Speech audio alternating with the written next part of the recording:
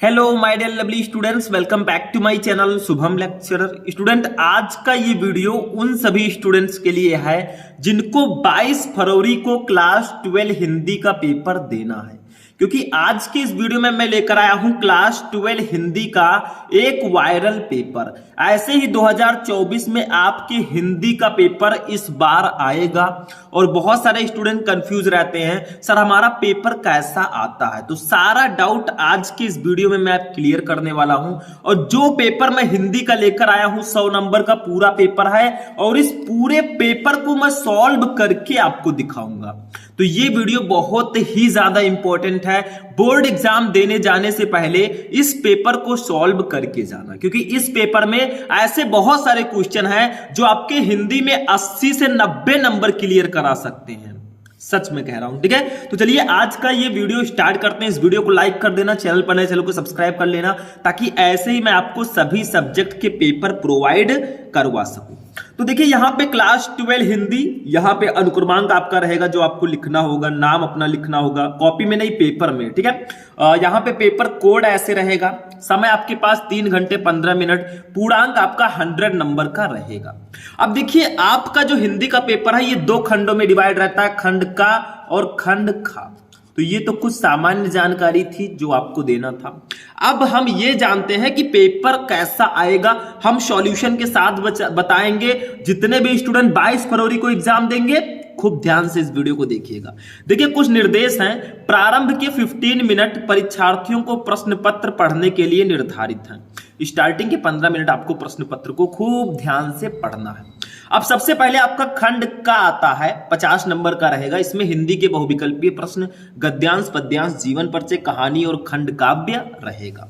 देखो objective question जो है ये 10 नंबर का टोटल आता है। एक एक नंबर का एक एक क्वेश्चन, 10 बहुविकल्पीय प्रश्न रहेंगे, 10 नंबर। देखो फर्स्ट का है वासुदेव शरण अग्रवाल की कृति है। इसमें से कौन सी रचना है जो वासुदेव शरण अग्रवाल जी की है, बताइए। आप लोग कमेंट करके इसका आंसर दे दिया करो। जैसे मैं क्वेश्चन पढ़ता हूं आपका आंसर आ जाना चाहिए, तभी आप ब्रिलियंट माने जाएंगे। ए है मेरी असफलताएं, बी है माता भूमि, सी है आधे अधूरे, डी है आखिरी चट्टान। तो वासुदेव शरण अग्रवाल की जो कृति है वो मातृभूमि है। अब देखिए वासुदेव शरण अग्रवाल जी आपके 12th हिंदी में हैं। राष्ट्र का स्वरूप चैप्टर इन्होंने ही लिखा है। तो उनका जीवन परिचय जिसने जिसने पढ़ रखा होगा उनको पता होगा कि ये किसकी रचना है। तो यही मैं कहता हूं, जीवन परिचय पढ़ो तो उनकी रचनाओं को खूब अच्छे से पढ़ो, क्योंकि उनकी रचनाओं से रिलेटेड ऑब्जेक्टिव क्वेश्चन आते हैं, ठीक है। खा देखिए, निम्नलिखित में से हजारी प्रसाद द्विवेदी की रचना नहीं है। इसमें से कौन सी रचना है जो हजारी प्रसाद द्विवेदी जी की नहीं है? नहीं है। देखिए ऑप्शन में ABCD दिया है, हो सकता है काखा गाघा रहे। तो ABCD काखा गाघा से हमें क्या लेना देना, हमें तो सही आंसर बताना है, ठीक है। जो रहेगा उसको लिख देंगे। ए है हिंदी साहित्य की भूमिका, बी है विचार और वितर्क, सी है बिल्लेसपुर बकरिया, डी है साहित्य का मर्म। तो इसका राइट आंसर होगा ऑप्शन नंबर सी, बिल्लेसपुर बकरिया, ठीक है। ये कैसी रचना है भाई, मतलब ये जो है ये हजारी प्रसाद द्विवेदी जी की रचना नहीं है। बाकी तीनों रचनाएं इन्हीं की हैं, ठीक है। ये किसी दूसरे की रचना है। गा देखो, निम्नलिखित में से प्रोफेसर जी सुंदर रेड्डी की रचना है। इसमें से कौन सी रचना है जिसको प्रोफेसर जी सुंदर रेड्डी जी ने लिखा है? ये भी आपके 12th हिंदी में है। भाषा और आधुनिकता चैप्टर इन्होंने ही लिखा है, ठीक है। तो बताओ कौन है इसके सही आंसर दो। ए है मेरे विचार, बी है सूरज का 7वां घोड़ा, सी है आलूवाल, डी है मैंने सिल पहुंचाई। तो इसका राइट आंसर हो जाएगा ऑप्शन नंबर ए, मेरे विचार। देखिए मेरे विचार जो है ये प्रोफेसर जी सुंदर रेड्डी जी की रचना है। घ नंबर क्वेश्चन देखो, किसका किसका आंसर कितना सही जाता है आप लोग बताइएगा कमेंट करके, क्योंकि खुद का टेस्ट लो भैया, एग्जाम आ रहे हैं। अगर अब आपको क्वेश्चन नहीं पता रहेंगे तो कैसे एग्जाम में लिखोगे, कैसे खुद को बहुत अच्छा परफॉर्म करोगे। घ देखो, अग्नि की उड़ान पुस्तक के रचनाकार कौन है? अग्नि की उड़ान। ए है सच्चिदानंद हीरानंद वात्स्यायन, बी है पंडित दीनदयाल उपाध्याय, सी है धर्मवीर भारती, डी है डॉक्टर APJ अब्दुल कलाम। इसका राइट आंसर अब्दुल कलाम जी है। मतलब अग्नि की उड़ान जो है आपका पुस्तक, इसके लेखक जो है डॉक्टर APJ अब्दुल कलाम जी है। अंगा नंबर देखो, फणीश्वर नाथ रेणु की कृति ठुमरी किस विधा पर आधारित है? मतलब ठुमरी जो है ये फणीश्वरनाथ देव जी ने लिखा है, फणीश्वरनाथ लिख दीजिएगा, ठीक है। तो ये जो ठुमरी इनकी रचना ये किस विधा की रचना है? ए है यात्रा संस्मरण, बी है उपन्यास, सी है कहानी, डी है रिपोर्टाज। तो ये कहानी विधा की रचना है, मतलब जो ठुमरी है ये एक कहानी है। तो ये हमारे 5 ऑब्जेक्टिव हो गए हिंदी गद्य साहित्य से 5 नंबर के। अब देखिए दूसरा यहाँ पे क्वेश्चन नंबर 2 रहेगा और दूसरा क्वेश्चन भी ऑब्जेक्टिव रहेगा 5 नंबर का हिंदी पद्य साहित्य से। देखो क्या है, रस कलश किसकी रचना है? रस कलश जल्दी बताओ। ए है भारतेंदु हरिश्चंद्र, बी है जगन्नाथ दास रत्नाकर, सी है अयोध्या सिंह उपाध्याय हरियोट, डी है जयशंकर प्रसाद। तो भैया ये जो है अयोध्या सिंह उपाध्याय हरियोट जी की रचना है, सी वाला ऑप्शन सही होगा। अयोध्या सिंह उपाध्याय हरियोट जी आपके 12th चैप्टर में हिंदी पद्य में हैं, पवन दूती का चैप्टर इन्होंने ही लिखा है। तो देखो अब तक मैंने जितना क्वेश्चन बताया, अभी आगे बढ़ते हैं। खा देखो, मैथिली शरण गुप्त की महाकाव्यात्मक कृति है, इसमें से कौन सी रचना है जो मैथिली शरण गुप्त जी की है? साकेत। साकेत जो है मैथिली शरण गुप्त जी की रचना है। मैथिली शरण गुप्त जी का भी चैप्टर हमारे 12th में है। गा देखो, निम्नलिखित में से जयशंकर प्रसाद की काव्यकृत नहीं है, इसमें से कौन सी रचना जयशंकर प्रसाद जी की नहीं है? जयशंकर प्रसाद जी की नहीं है, यानी कि गा वाले का कौन सा ऑप्शन सही होगा? देखो तो देखिए स्टूडेंट, ये क्वेश्चन जो है इसका आंसर आप लोग दीजिएगा। क्यों? क्योंकि ये आपके 12th में जयशंकर प्रसाद जी का चैप्टर है श्रद्धा मनु, तो इसका आंसर आपको पता होगा, कमेंट कर दीजिएगा, बहुत इंपॉर्टेंट है। घा देखो, सुमित्रा नंदन पंत को सोवियत लैंड नेहरू पुरस्कार किस कृति पर मिला था? मतलब जो सुमित्रा नंदन पंत जी हैं इनको सोवियत लैंड नेहरू पुरस्कार किस कृति पर मिला? ए है कला और बूढ़ा चांद, बी है लोकायतन, सी है चिदंबरा, डी है स्वर्ण किरण। तो इसका राइट आंसर हो जाएगा ऑप्शन नंबर बी लोकायतन, ठीक है। इनको इनकी रचना जो लोकायतन है इस पर इन्हें सोवियत लैंड नेहरू पुरस्कार से सम्मानित किया गया, तो आपका बी वाला ऑप्शन सही होगा, ठीक है। चलिए नेक्स्ट क्वेश्चन देखते हैं। अब देखिए अंगा नंबर क्वेश्चन है, निम्नलिखित में से सच्चिदानंद हीरानंद वात्स्यायन अज्ञेय का काव्य संकलन है, इसमें से कौन सी काव्य रचना है जो सच्चिदानंद हीरानंद वात्स्यायन अज्ञेय जी का है? ठीक है, ए है लहर, बी है उर्वशी, सी है गुंजन, डी है हरी घास पर क्षण भर। तो देखो ये आपका हरी घास पर क्षण भर जो है ये हमारे अज्ञेय जी की रचना है। तो मैंने देखा कि जितने भी ऑब्जेक्टिव क्वेश्चन थे इसमें 10 में से 7 क्वेश्चन ऐसे थे जिनका क्वेश्चन आपके जो लेखक और कवि हैं उन्हीं से रिलेटेड पूछा गया था।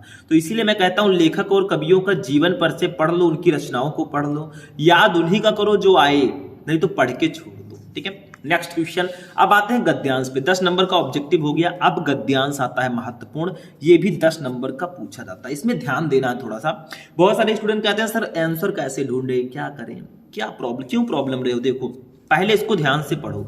दिए गए गद्यांश पर आधारित निम्नलिखित प्रश्नों के उत्तर दीजिए। आपको ये गद्यांश पढ़ना है, इसके नीचे 5 क्वेश्चन रहेंगे, 1 2 3 4 5, पांचों का आंसर देना है। एक एक क्वेश्चन के लिए 2-2 नंबर, 5 क्वेश्चन है 10 नंबर। नहीं पता तो अथवा लगा है, एक और गद्यांश दिया रहता है, इसको आप कर सकते हैं, वही सेम प्रोसेस, 5 क्वेश्चन इसके नीचे भी रहेगा, लेकिन हमें एक ही करना है तो हम एक को सॉल्व करते हैं। देखो जैसे देखो, भूमि का निर्माण देवों ने किया है, वो अनंत काल से है, उसके भौतिक रूप, सौंदर्य और समृद्धि के प्रति सचेत होना हमारा आवश्यक कर्तव्य है।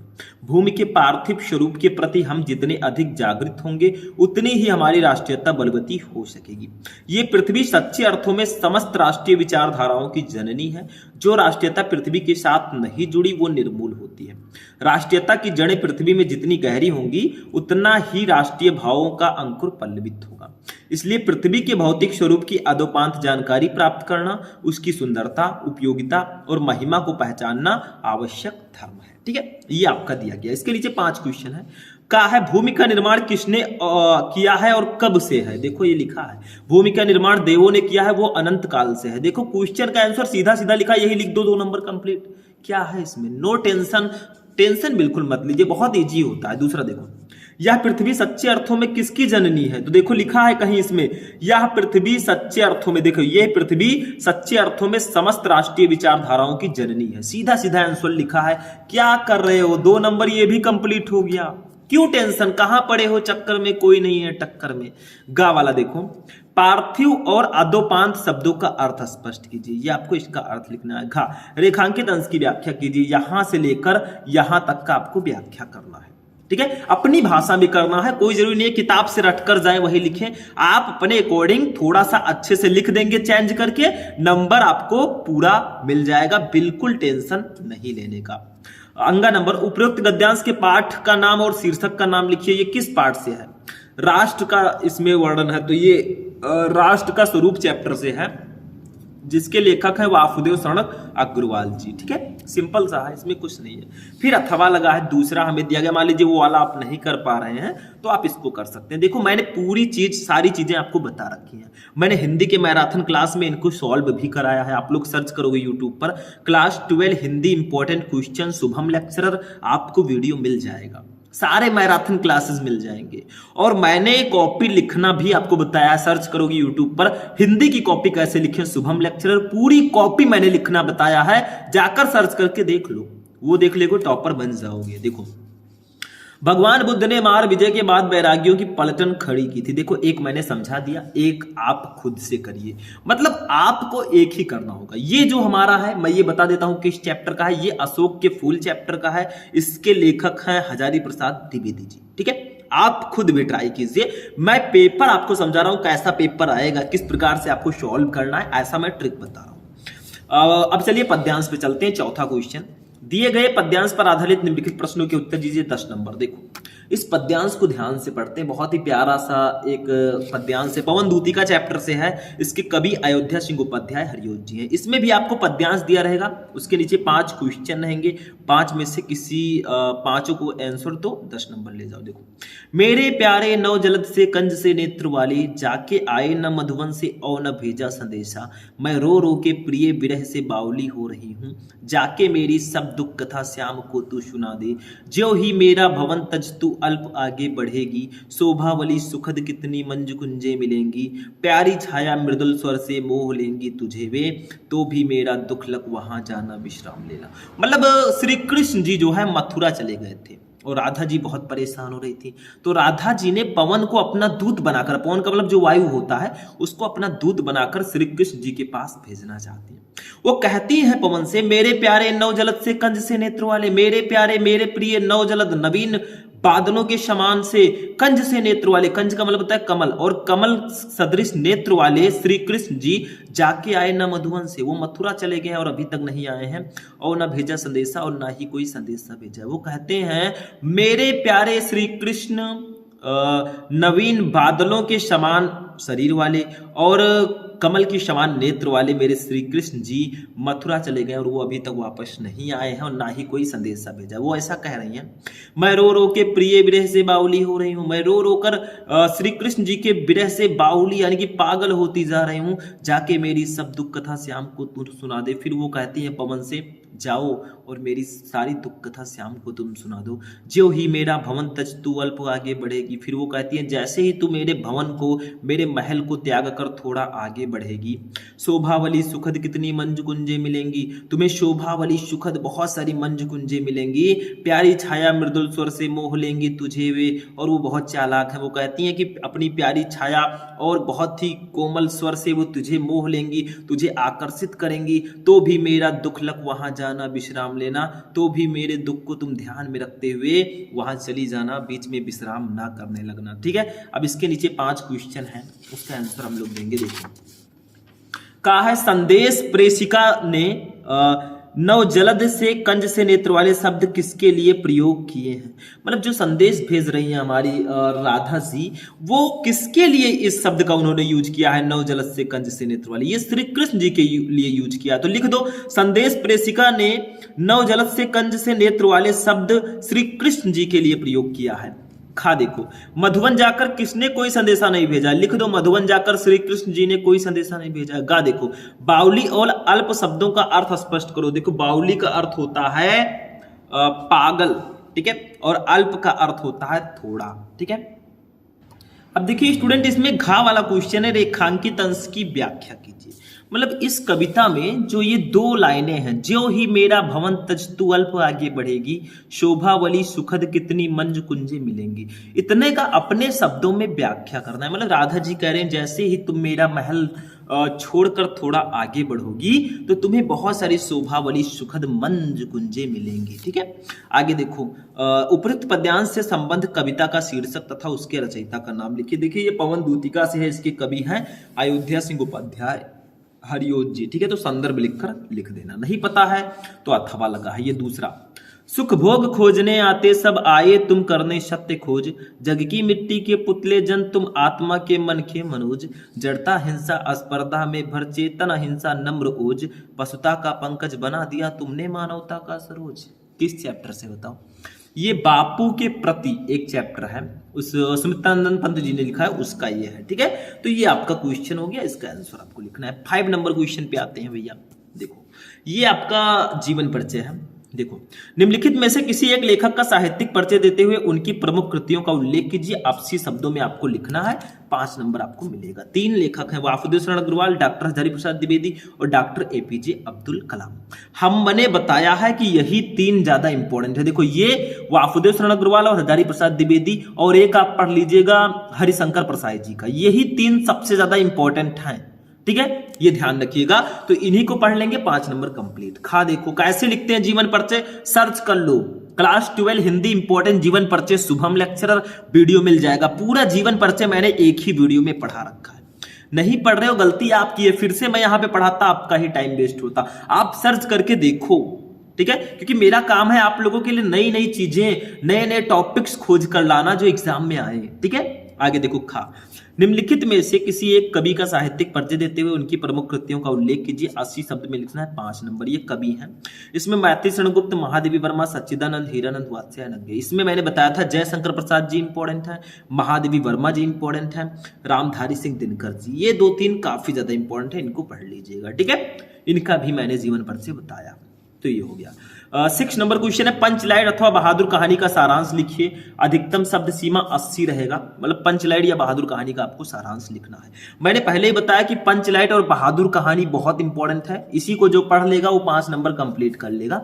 मतलब पंचलाइट कहानी का उद्देश्य, पंचलाइट कहानी का सारांश, और बहादुर कहानी का उद्देश्य, बहादुर कहानी का सारांश, ये अगर पढ़ लेते हो तो आपका भैया नंबर बिल्कुल पक्का रहेगा, 5 नंबर। ठीक है, हालांकि इसमें बहुत ऑप्शन होते हैं, 4 टॉपिक हैं, 4 में से एक करना। देखो, पंचलाइट अथवा बहादुर कहानी का सारांश लिखो, दोनों में से किसी एक कहानी का सारांश लिखो, दोनों नहीं पता तो अथवा लगा है। ध्रुव यात्रा अथवा बहादुर कहानी के उद्देश्य पर प्रकाश डालो, मतलब 4 ऑप्शन है, चाहे आप पंचलाइट कहानी का सारांश लिखो, चाहे बहादुर कहानी का सारांश लिखो, चाहे ध्रुव यात्रा कहानी का उद्देश्य लिखो, चाहे बहादुर कहानी का उद्देश्य। बहुत ईजी होता है ये मेरे अकॉर्डिंग, तो पढ़ लो आप बहादुर कहानी का सारांश और बहादुर कहानी का उद्देश्य, और पंचलाइट कहानी का सारांश, पंचलाइट कहानी का उद्देश्य, आपका नंबर कंप्लीट है। ठीक है, अब हम लोग आगे बढ़ेंगे, इसको हटाएंगे। नेक्स्ट टॉपिक है स्वपठित खंड काव्य। स्वपठित खंड काव्य के आधार पर किसी एक खंड के एक प्रश्न का उत्तर दो, 5 नंबर। ये स्वपठित होता है, खुद से पढ़ना होता है, ये आपको कोई नहीं पढ़ाता, और ये जिला वाइज होता है। कुछ जिलों में मुक्ति यज्ञ होगा, किसी में सत्य की जीत होगा, तो किसी में रश्मि रथी, किसी में आलोक व्रत, किसी में त्यागपथी, किसी में श्रवण कुमार। मतलब इसको कुछ जिलों में त्यागपथी होगा तो कुछ जिलों में श्रवण कुमार होगा। जैसे हम जहां से हैं वहां त्यागपथी है। ठीक है, तो त्यागपथी जो है वो आप अपने जिले में देख लीजिएगा, क्वेश्चन बैंक में या फिर किसी बुक में, या टीचर से अपने पूछ लीजिएगा, सर हमारे यहाँ खंड काव्य कौन सा है, वो बता देंगे। ठीक है, ये ध्यान रखिएगा, दूसरे का मत लिखिएगा। ठीक, ये आपका खंड का कंप्लीट हुआ। 50 नंबर का पेपर, 10 नंबर का बहुविकल्पीय, 10 नंबर का गद्यांश, 10 नंबर का पद्यांश, 10 नंबर का जीवन परिचय, और 10 नंबर में आपकी कहानी और खंड काव्य। ठीक है, अब हम खंड काव्य पे आएंगे। देखो इस पे आते हैं, ये स्टार्ट होगा हिंदी संस्कृत के गद्यांश पद्यांश से, ये स्टार्ट होता है। देखो 8वें का क्या है, दिए गए संस्कृत गद्यांशों में से किसी एक का ससंदर्भ हिंदी में अनुवाद करो, 7 नंबर का ये आता है। देखो, संस्कृतस्य साहित्यम सरसम व्याकरण रस सुनिश्चितम, संस्कृत का साहित्य बहुत ही सरस है और व्याकरण इसका सुनिश्चित है। मतलब ये हमारे किस चैप्टर का है, संस्कृत भाषा या महत्वम। तो लिख दो, प्रस्तुत गद्यांश हमारी पाठ्य पुस्तक हिंदी संस्कृत के संस्कृत भाषा या महत्वम पाठ से अवतरित है, 7 नंबर कंप्लीट। नहीं पता तो अथवा लगा है। देखो दोनों में से एक ही करना होगा, इसका आपको संदर्भ लिखकर हिंदी अनुवाद करना है। तो हिंदी संस्कृत के गद्यांश में पहले भी बता चुका हूं। महामना विद्वान वक्ता धार्मिको नेता पट पत्रकार आश्चित परमश सर्वोच्च गुणा जन सेवो आसीत त्रिकुत्रा वयम जनान दुखिताम पीढ़ी बरस्कन।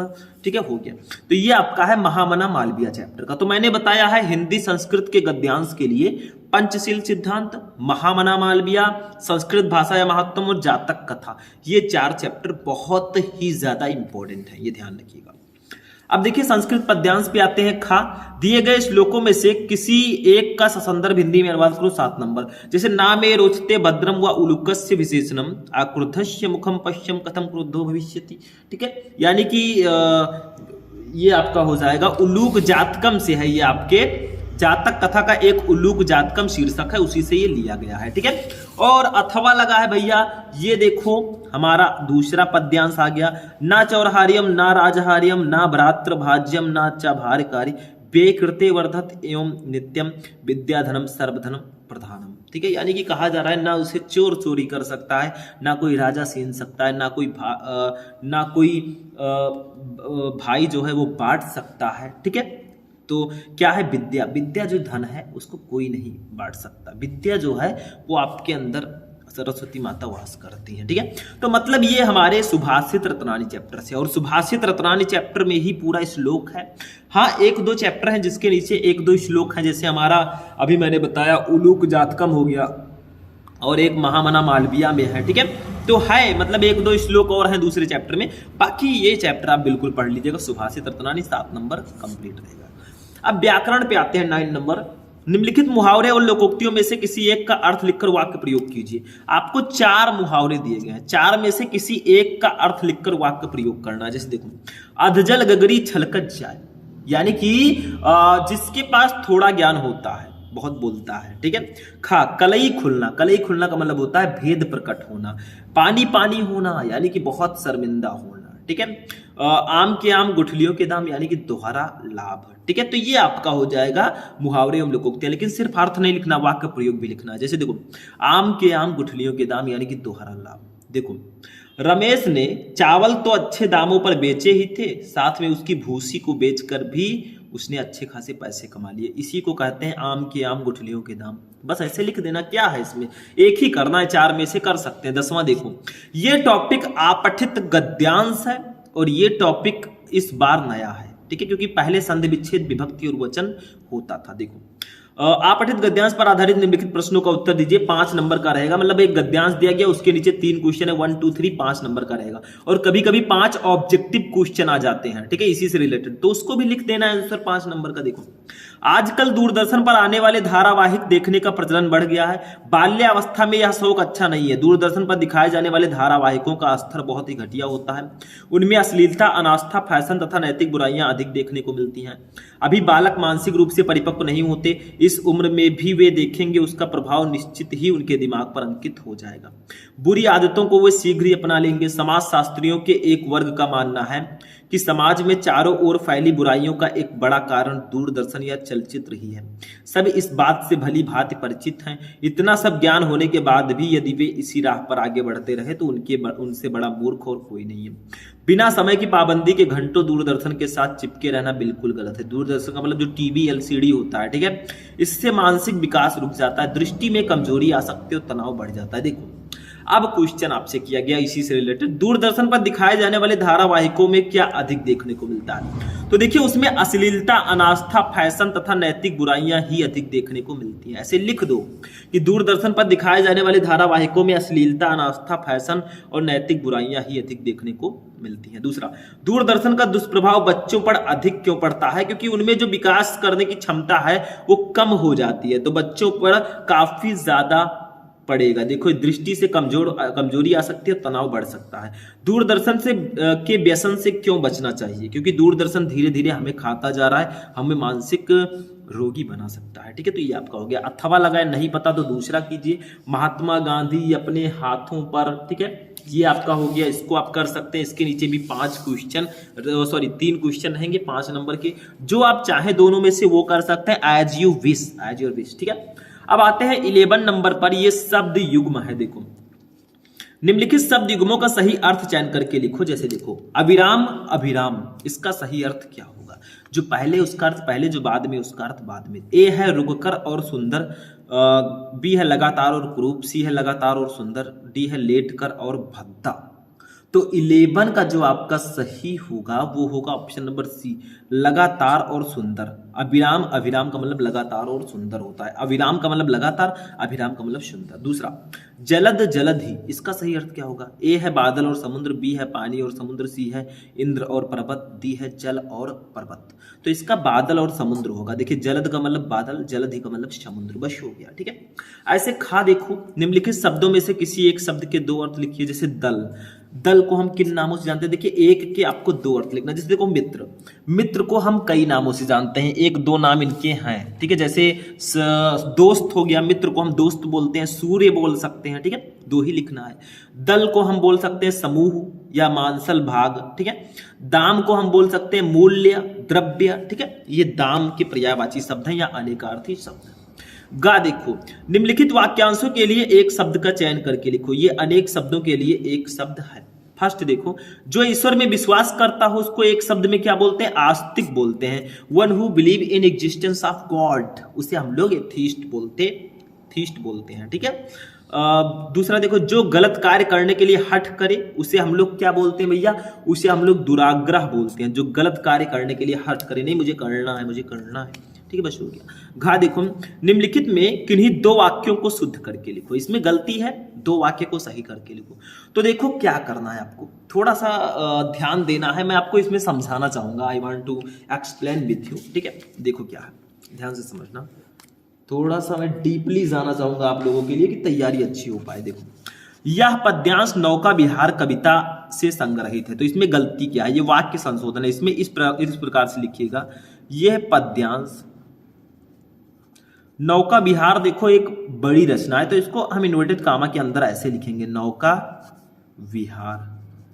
ठीक है, इस तरह लिखा। कविता से संग्रहित है नहीं रहेगा, से उद्धृत है, से उद्धृत है। ठीक है, इस तरह से ये रहेगा, बस यही गलती थी। दूसरा देखो, क्या मेरा तौलिया सूख गया, इसमें क्या गड़बड़ी है भैया? क्या मेरा तौलिया सूख गया? ठीक है, इसमें क्या गड़बड़ी है, इसको देखते हैं।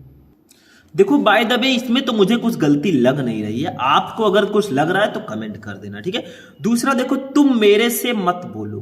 तीसरा, तुम मेरे से मत बोलो, मेरे से नहीं, तुम मुझसे मत बोलो, मेरे से की जगह पर मुझसे कर देना। चौथा, निरपराधी को दंड नहीं देना चाहिए, तो इसको लिख देना, निरपराधी को दंड देना अनुचित है। ठीक है, ऐसे लिख देना, सही हो जाएगा। ऐसे ही आपको दो ही करना है, चार में से शुद्ध कर सकते हैं, कोई दिक्कत नहीं है।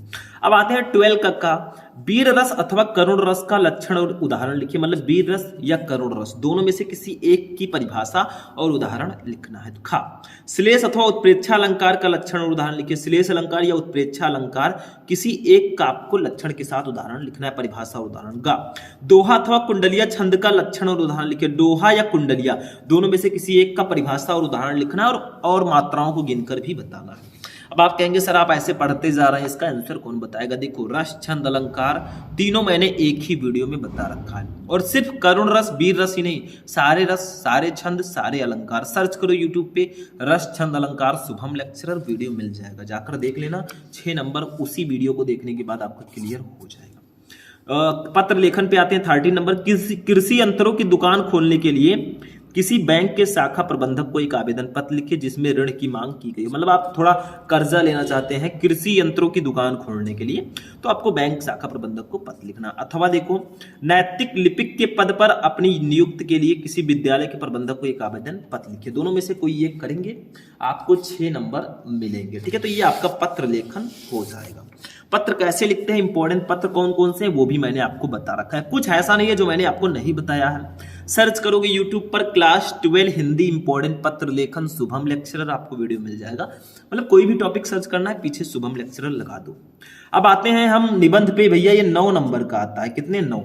निम्नलिखित विषयों में से किसी एक पर अपनी भाषा शैली में निबंध लिखो। का है किसान जीवन की त्रासदी, खा है मुंशी प्रेमचंद का कथा साहित्य में योगदान, गा है विज्ञान वरदान या अभिशाप, खा है राष्ट्रीय एकता आज की अनिवार्य आवश्यकता, अंगा है विद्यार्थी जीवन में अनुशासन का महत्व।